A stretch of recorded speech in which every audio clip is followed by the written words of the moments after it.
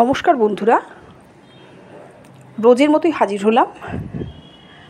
আজকে ফটফটে ঝরঝরে ভাত, একদম সাদা ভাত ঝরঝরে কিভাবে করব বা বাড়িতে আমি কিভাবে করি সেটাই শেয়ার করলাম।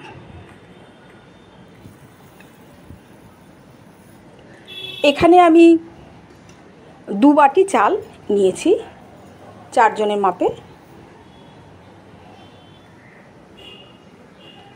এই চালের মধ্যে প্রচুর পরিমাণে পাউডার মেশানো থাকে বা ধুলো মতো, সাদা ধুলো মতো থাকে। ঝরঝরে ভাত করতে গেলে প্রথমেই চালের যেই পাউডার, সাদা পাউডার মতো থাকে, এটা একদম ধুয়ে নির্মূল করতে হবে। তার জন্য এখানে 4 থেকে 5 বার জলে ভিজিয়ে খুব ভালো মতো এটাকে ধুয়ে নিতে হবে।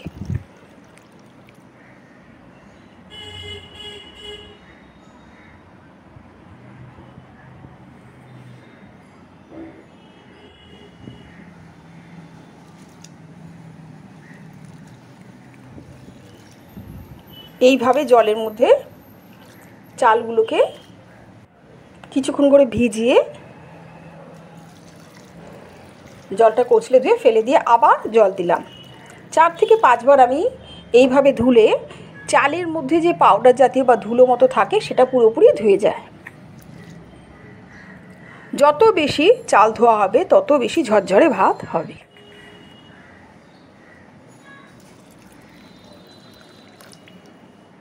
চার 5 বার ধোয়ার পর চালটা আমাকে আধ ঘন্টা ভিজিয়ে রাখতে হবে।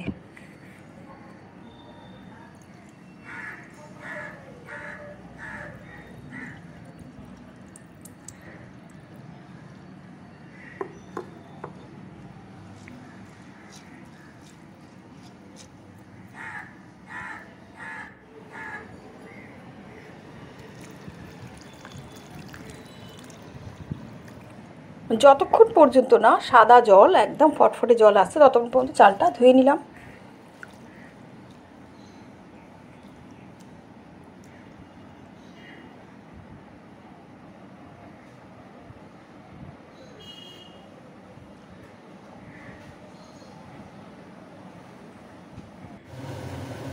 চালটা কিছুক্ষণ আমি ভিজিয়ে রেখেছিলাম। আমি 2 বাটি চাল নিয়েছি, সুতরাং 8 বাটি জল আমি ডেচকির মধ্যে গরম করেছি। জল একদম ফুটছে।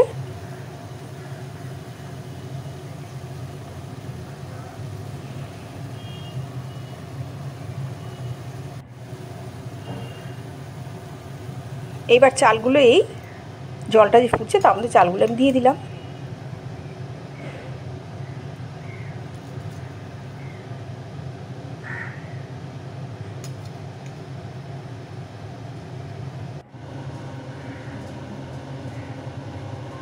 চাল দেওয়ার পর এর মধ্যে 1 থেকে 1.5 চামচ নুন আমি দিলাম। এটা আপনারা হিসাব মতো দেবেন। নুন দিলে ভাতগুলো একদম সরা সরা হয়।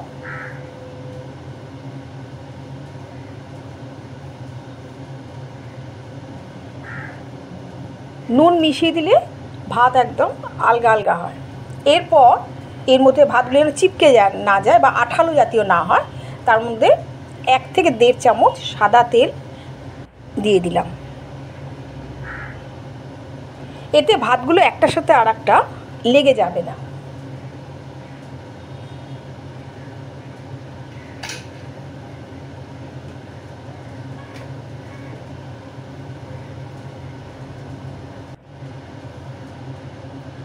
এরপর দেব লেবুর রস।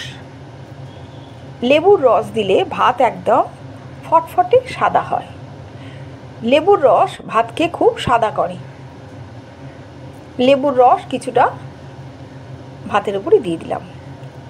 ভাত তখনও অর্ধেক ফুটেছে, অর্ধেক মতো হয়েছে, 80% হয়নি এখনও, 60% চালটা মোটামুটি ফুটেছে।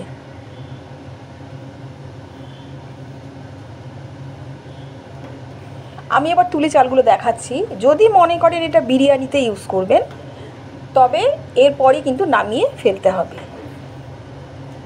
বাকিটা মাংসের সাথে হবে। আর যদি মনে করেন বাড়িতে ভাত খাবেন এটা, তবে আর কিছুটা এটাকে ফুটতে দিতে হবে।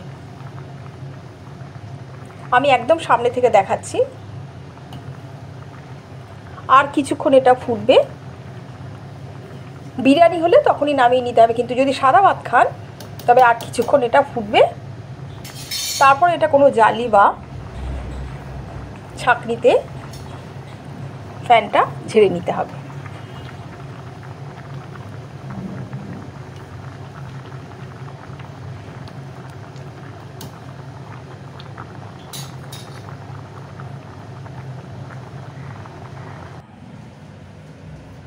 আমি একটা জালি এখানে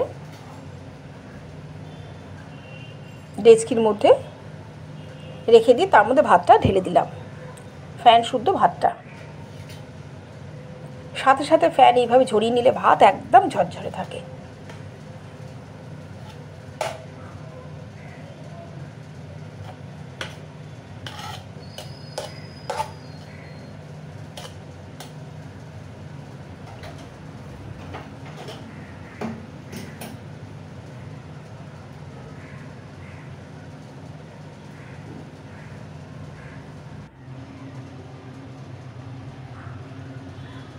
আমি এক একটা দানা তুলে দেখাচ্ছি, দেখুন দারুণ ঝরঝরে ফটফটে সাদা ভাত তৈরি। এইভাবে বাড়িতে করে দেখতে পারেন। কোনো অনুষ্ঠান বাড়িতে, বা মনে করুন বাড়িতে যেদিন কোনো অনুষ্ঠান থাকবে সেদিন এইভাবে নানা রকম জিনিস ইউজ করে ভাতটাকে খুব সুন্দর ঝরঝরে এবং ফটফটে সাদা এইভাবে ভাত করতে পারেন। এইটাই ছিল ঝরঝরে সাদা ভাতের ফাইনাল লুক। একটা ভাত এক একটা মুক্তোর মতো।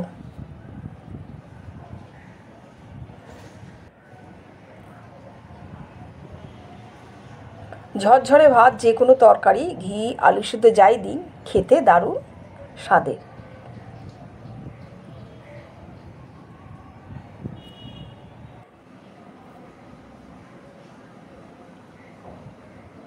এইভাবে ট্রাই করে দেখবেন, কমেন্টসে জানাবেন কেমন লাগলো এই সাদা ধপধপে ঝরঝরে ভাত।